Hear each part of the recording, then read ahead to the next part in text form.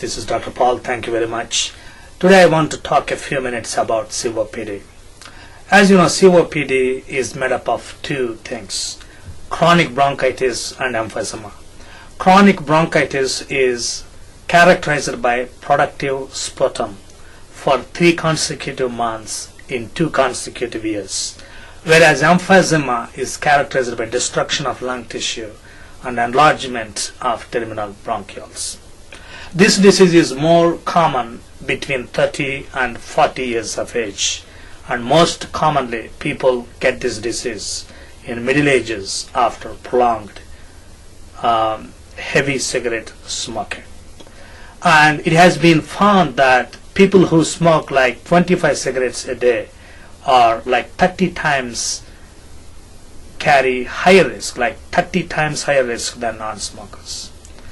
This is seen in all socioeconomic groups, but men and people of lower socioeconomic classes are particularly vulnerable to this disease. And why? One of the common assumptions is that the cigarette smoking is very, very high in these groups. And also add air pollution we have in cities, and that is also adding up to this problem. And some people are exposed to passive smoking. So even people who are exposed to passive smoking, they carry the risk of this problem. And people exposed to particulate air pollution, they also have a higher risk, especially people who live in urban areas. They carry a high risk of developing COPD. Now, COPD is an inflammatory damage because of the exposure to stimuli. You see, the smoke from cigarettes, it acts as an inflammatory agent, and also there is a genetic predisposition for this kind of damage because of things like alpha-1 protease inhibitor deficiency. One antitrypsin deficiency, it causes panlobular emphysema, and in approximately 1% of patients with COPD. It's an autosomal recessive condition. So non-smokers with emphysema at an young age is the characteristic presentation of alpha-1 antitrypsin deficiency. Now, clinical findings. COPD includes both chronic bronchitis and emphysema. Chronic bronchitis, productive cough, sputum production for at least 3 months for 2 consecutive years. Emphysema causes chronic dyspnea because lung has been damaged, lung tissue has been destroyed. And COPD is a more serious disease than asthma because in asthma you can actually use bronchodilators and help these patients out. And it is a reversible phenomenon, but COPD is irreversible damage. You can only give some support to these people. So COPD, when you see the patient in the diagnostic studies, you should always order a spirometry. You see, you should never diagnose a patient with COPD without doing pulmonary function testing. And you should always see how much FEV1 they have. And people with less than 80% predicted are supposed to be having some form of COPD.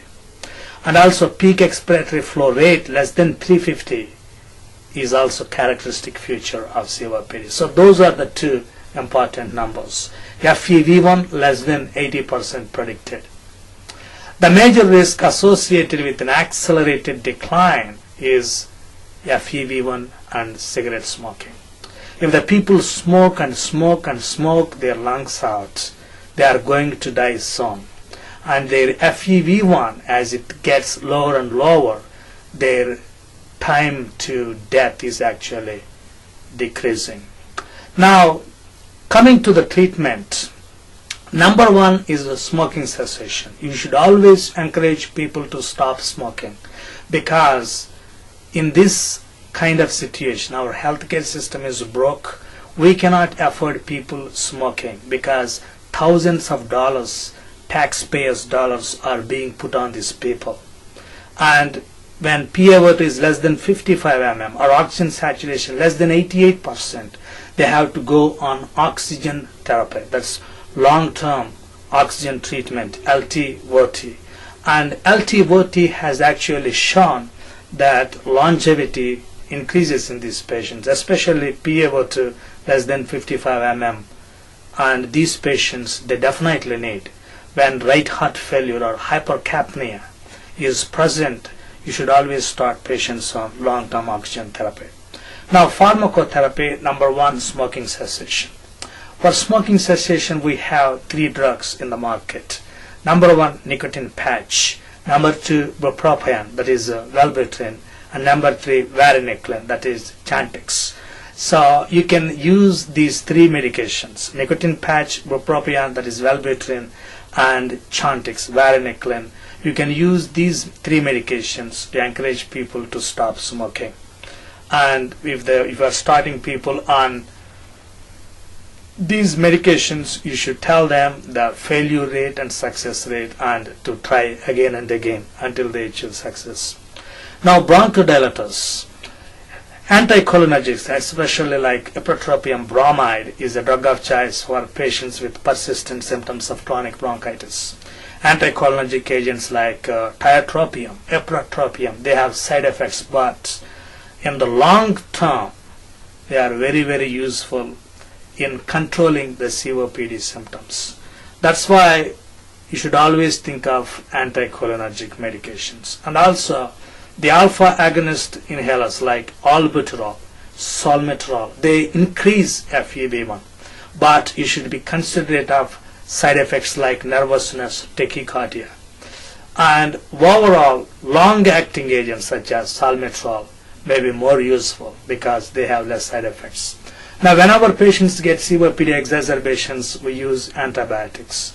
What is the rationale behind it? Most of the exacerbations are due to viral infections, but still we use antibiotics like ampicillin, sulfamethoxazole, or even cephalosporins because it has been shown that antibiotics are useful. Finally, corticosteroids. Many patients, especially when they get COPD exacerbations, we give them steroids in our hospitals, like prednisolone, like starting like 60 milligrams per day, and tapering them down. And steroids have shown to be very, very useful in controlling COPD exacerbation. So that's about briefly about COPD. You see, there are 2 things, chronic bronchitis and emphysema, and also the diagnostic features. You should always do pulmonary function testing, and the symptoms and signs, production of sputum, breathlessness, those things, and fatigue, weakness, and finally the treatment specters. And as always, this is Dr. Paul. Thank you very much for watching us tonight. Visit us at www.usmlevideos.net. Thank you very much.